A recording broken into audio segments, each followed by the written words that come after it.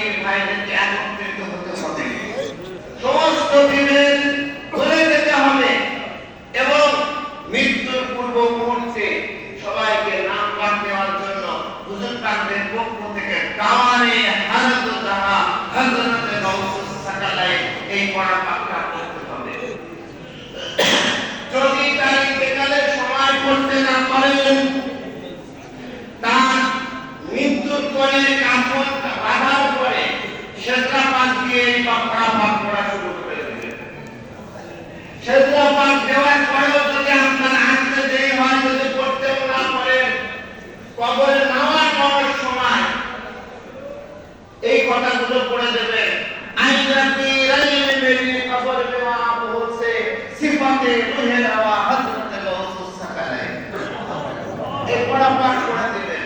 ওর মধ্যে আছে এই পড়া পাঠ কবরের সামনে যেও পড়বে, কবর জিয়ারতের সময় যেও এই পড়া পাঠ পড়বে। কবরে কোনোদিনও আযাব তো দূরের কথা, কিয়ামত পর্যন্ত রহমত ছাড়া আর কিছুই পাবে না। আল্লাহ পাক অত্যন্ত বরকতের একটা নিয়ামত দিয়েছেন।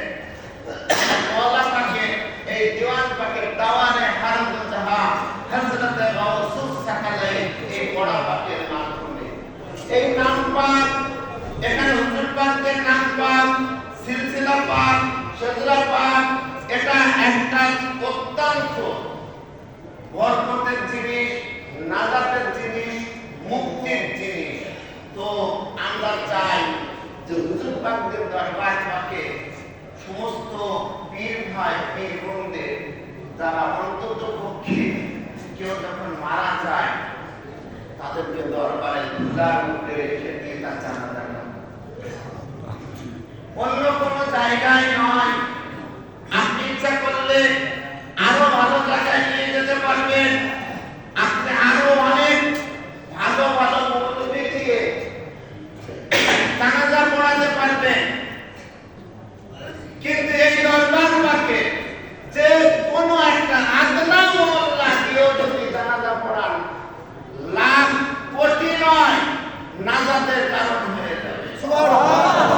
এবং এটাই করা উচিত, এটাই করবেন, এটাই করবেন।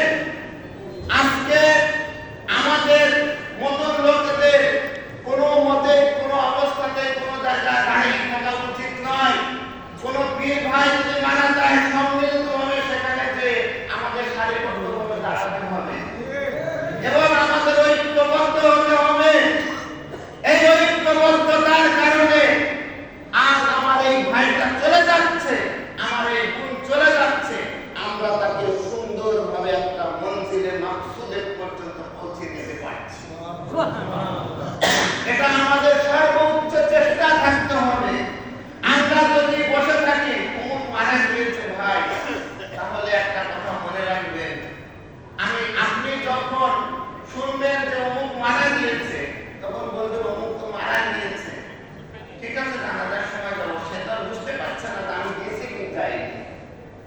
এইরকম বন্ধু নয়, এইরকম ভাই নয়, এরকম লোক তৈরি করে যে কেউ যদি মুহূর্ত অবস্থায় শুনতে পায়, অন্তত পক্ষে অনেকগুলো ভাই আপনার সামনে চলে আসবে। এইরকম ভাই তৈরি করে আমাদেরকে এইভাবে ভাইদের মাঝে মিশতে হবে। আমরা দেখেছি ছোটবেলায় যে সময় আমরা আমাদের বাপ-দাদাদের সাথে আসতাম, কোন একটা ব্যক্তির মাথায় যদি এই সাদা পাতলা গোল টুপি দেখা যেত, তাহলে বলতো এই আমার পীর ভাই যাচ্ছে, এই আমার পীর ভাই যাচ্ছে। আরে কতক্ষণ তার দিকে তাকিয়ে থাকতাম, সে না যাওয়া পর্যন্ত তার দিক থেকে চোখটা সরতো না। কেন ভাই? তার সাথে সম্পর্ক পীরের সাথে বলেই তো আমার পীর ভাই বলেছে, সে তো আমার এমনি ভাই না।